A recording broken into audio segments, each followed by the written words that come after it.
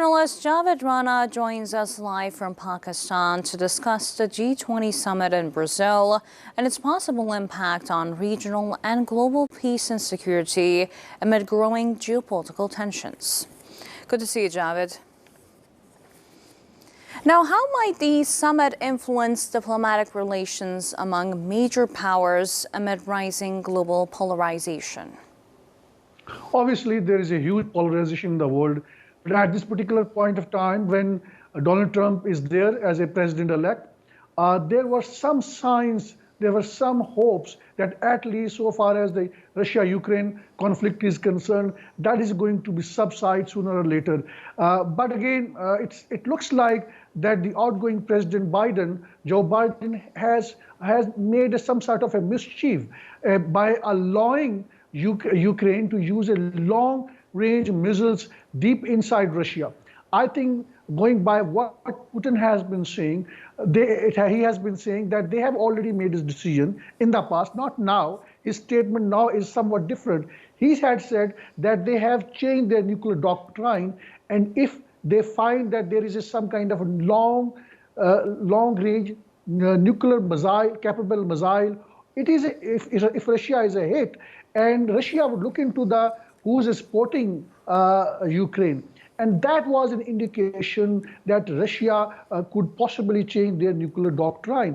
But now we are having a vibes from the Moscow suggesting that perhaps that Russia is not going to retaliate in a manner that it was discussing some few months ago, where it was giving some kind of a nuclear threats to the Europe and the US, because Donald Trump is going to change policy altogether. He has already told time and again that he's going to end this war within days. It may be an element of exaggeration by saying within days, but he has the ability to conclude this war by simply suspending and probably permanently blocking the weapon supplies to the Ukraine. And that is why that we have heard the Ukraine president saying that this war is going to end soon. So I think in a broader calculation, it seems that now the outgoing administration in the White House, they're putting more and more pressure to the President Putin, and by enabling Ukraine to carry out attacks deep inside Russia.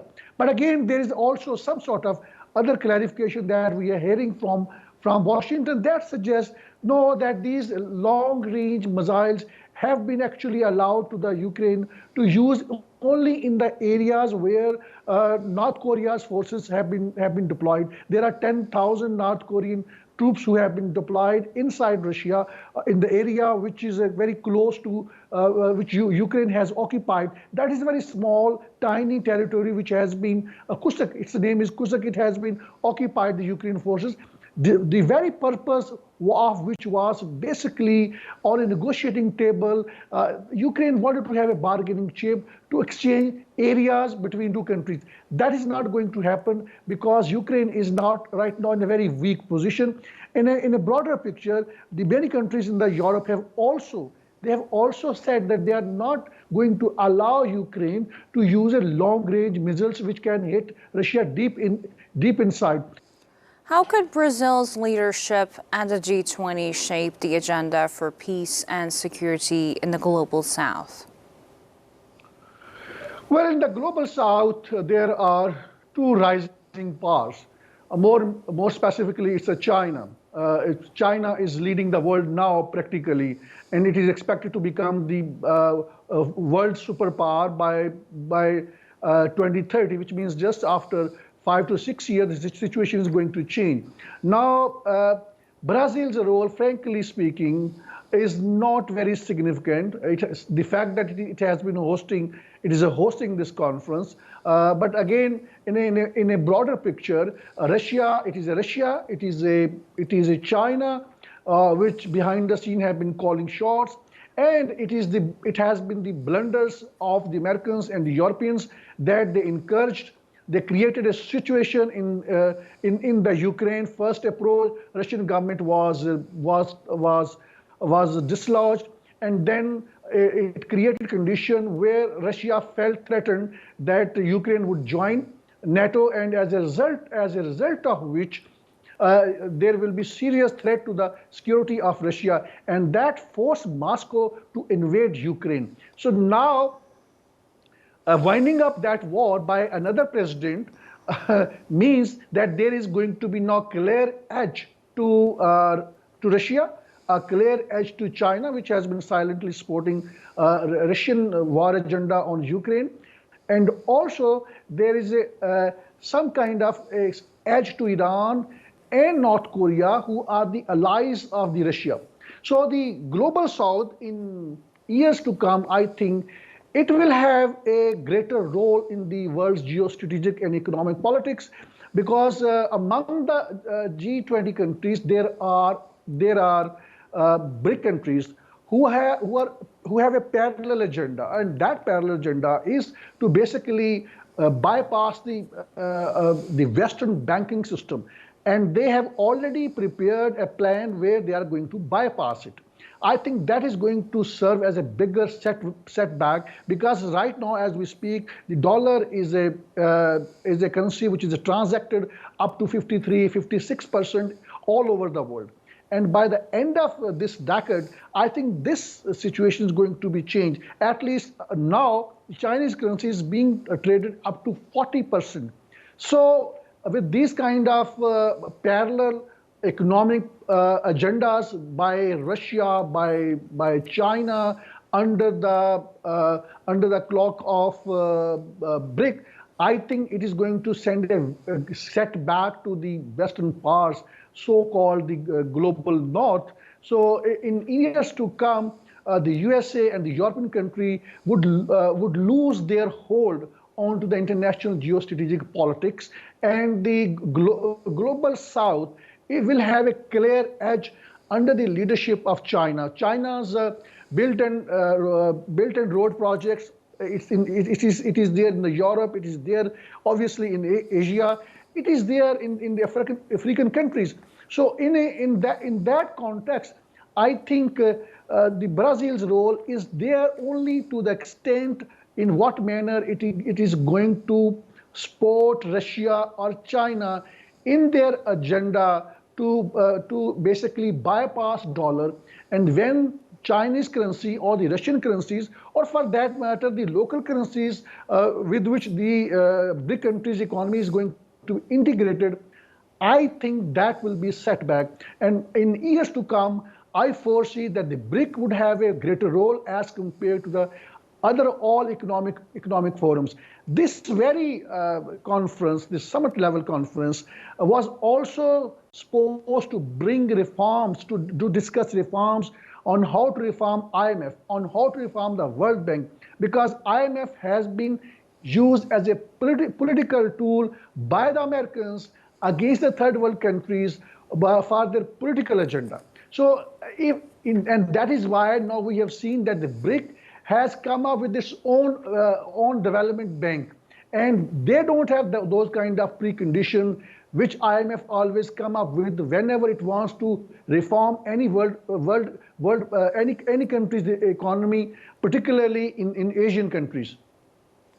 What are the potential outcomes of the summit for managing economic and security challenges in conflict-affected regions? Well, so far as the world economy is concerned, again, I will highlight the points that I made earlier on. GDP of the USA is around about $26 trillion. Chinese GDP is around $17 trillion.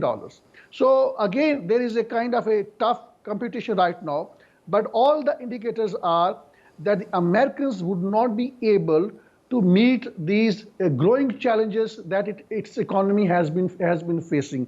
American is the most debted nation in the world, but the fact the dollar is dominating on the world's economy, that is why they have not suffered as much pain as the people in the third world countries have suffered. But in years to come, when the dollar is not going to be the leading currency of the world, then the Americans' economy would suffer. There will be more inflation, there will be more price hike, and then that means there is going to be more political chaos at a time when President Donald Trump is going to be governing the USA in a what many believe in a very chaotic manner, because he's an impulsive leader.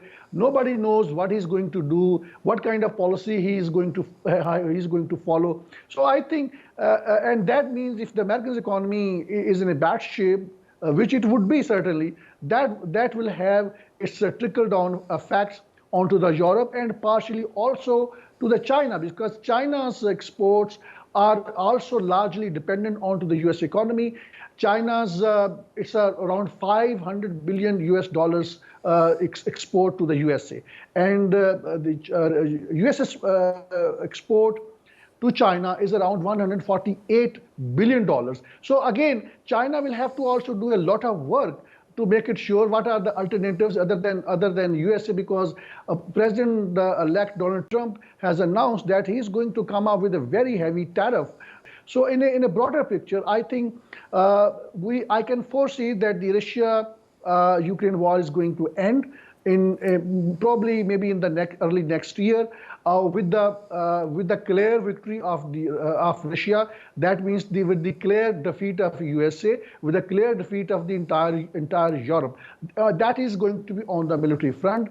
But in any years to come, American economy is going to suffer, and the Chinese economy is going to go up. Russian economy is going to go up, and I also expect the Turkish economy is likely to gain ground, given the fact that the Turkey is expanding, it has been integrating its economic ties beyond Europe, because the Europe has simply betrayed the Turkey over the period of time. So let's see how things unfold. But that is how I foresee the things happening in the world. Could the G20 in Brazil pave the way for new alliances to counter rising geopolitical instability? Yes, that is a possible scenario, because now the focus of the world's geo-strategic politics is going to be in the global south. And when we talk about global south, then it means that the China is going to dominate. And I think the Turkey, there is a possibility, maybe in a matter of decade. I'm not sure that Turkey would stay within the fold of NATO, because most of the countries which are part of NATO, they're also part of the European Union. And the Turkish government, the people in the Turkey, they also feel very betrayed, because the European Union has not allowed Turkey to be part of its fold.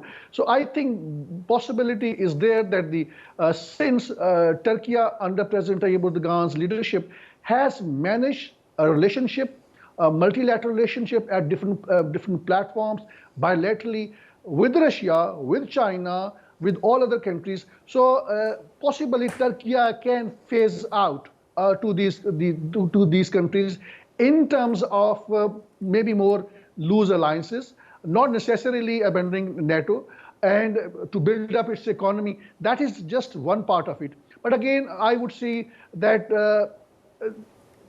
Americans' focus is going to be hugely on how to contain China. And that is where I think the WTO's agenda is going to suffer hugely. Reason being is that the WTO agenda talks about free tariff economy in the world, and now it seems that the USA is becoming more protectionist. It is trying to protect its economy from the Chinese onslaught. That is why it is imposing more and more tariff. So with that, I think its economy is going to shrink. With that, its political role in the world stage is going to suffer. And I think that also does not bode well for the apartheid state of Israel, which has been hugely depending onto the U.S. economy and U.S. political support, which is going to shrink in years to come. But certainly, let's see how things unfold. But I think these alliances are going to simply shake up. NATO is going to be weakened because there would be no funding from the USA, at least not heavy funding as it used to be in the past. Lastly, what role does multilateralism play in the G20's vision for maintaining international peace? Well, again, G20s, since all these bigger powers are a part of the G20 countries, I don't expect that the G20 has the potential to become a peacemakers. Countries like Brazil cannot play any bigger role in it. It has a kind of a side role. It has a supporting role to the world economies, to the world's politics. It is not that important. We have heard a lot of statement coming from Brazil, but I don't foresee that is going to happen. So far as the biggest conflict in the world is concerned, that is a genocidal war in Gaza. I don't foresee and I don't see that the G20 is going to play any positive role, because this is the forum which has been also dominated by the Europe, but it's not, the European Union is also part of it, and by the Americans, and it goes by the consensus. So there would be certainly a lot of discussions, informal discussions, but practically, so far as practical measures are concerned, I don't foresee that G20 will have any potential role in making a peace in the world. It is a more bilateralism. It is by the Americans, because it is going to be Donald Trump's decision to stop funding, to stop weaponizing the Ukraine. That is going to end the war. That is more important. So far as G20 countries are concerned, there is going to be a lot of talk on the climate change. There will be a lot of hue and cry by the UN, because UN wants more and more funding. Climate change is a genuine biggest issue in the third world countries. But so far as the practical measures are concerned, those are not going to be there. So far as the peace is concerned, I don't foresee that under the fold of the G20 group, there will be any substantial role on the part of these countries. But certainly, on the part of bilaterally, this role is there. And now all eyes are on the President-elect Donald Trump, in what manner he is going to proceed. Javed Rana, thank you for joining NewsHour, and thank you for your analysis.